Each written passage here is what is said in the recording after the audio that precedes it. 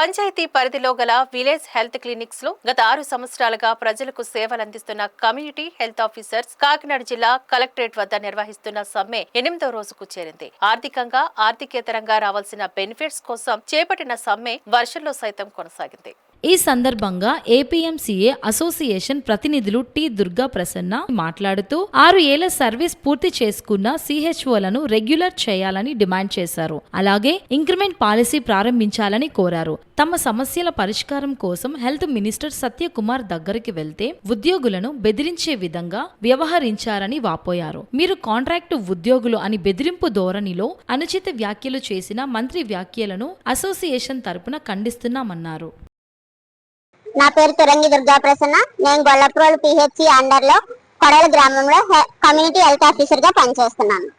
ఈ రోజు మేము మీడియా ముందుకు రావడానికి గల కారణం ఏమిటంటే, మేము గత 6 సంవత్సరాలుగా పనిచేస్తున్న సిహెచ్ఓని రెగ్యులర్ చేయకపోవడం గానీ, ఈపీఎఫ్ ను పునరుద్ధరించలేకపోవడం గానీ, నెక్స్ట్ టయానికి శాలరీలు వేయకపోవడం గానీ, ఇన్సెంటివ్లు ఇవ్వకపోవడం గానీ, ఇలాంటి విషయాల గురించి మేము ఈ రోజు అందరం కలిసి రోడ్డు ఎక్కవలసి వచ్చిందండి. ప్రతి నెల 1-2 తారీఖుల్లో అందరూ జీతాలను అందుకుంటారండి. మేమైతే అలా కాదు. ఈ నెల గడిచిన నెక్స్ట్ మంత్ 27-28 రోజుల్లో శాలరీలు అందుకున్న పరిస్థితి దుర్భాగ్య పరిస్థితిలో ఉన్నామండి. ఇప్పుడున్న ప్రెజెంట్ సిహెచ్ వాళ్ళందరూ మేము కోరుకున్న కోరిక ఏంటంటే 23% హైకు, రెగ్యులరైజేషన్, పిఎఫ్ ని పునరుద్ధరించడం. ఇవి మా కోరికలు కాదండి, మా యొక్క హక్కులు. మీరు ఆల్రెడీ మెన్షన్ చేసిన దాన్నే మేము అడుగుతున్నాం అంతే. మీరు కొత్తగా మాకు ఏ ఎలివెన్సెస్ వేయక్కర్లేదు, ఏ ఎలివెన్సెస్ చేయక్కర్లేదు. మాకున్న హక్కులు మాత్రం మీరు తీర్చిదిద్దాలని మేము కోరుకుంటున్నాం. ఇప్పుడు వర్షం లేదు, వరద లేదు, ఏమీ లేదండి.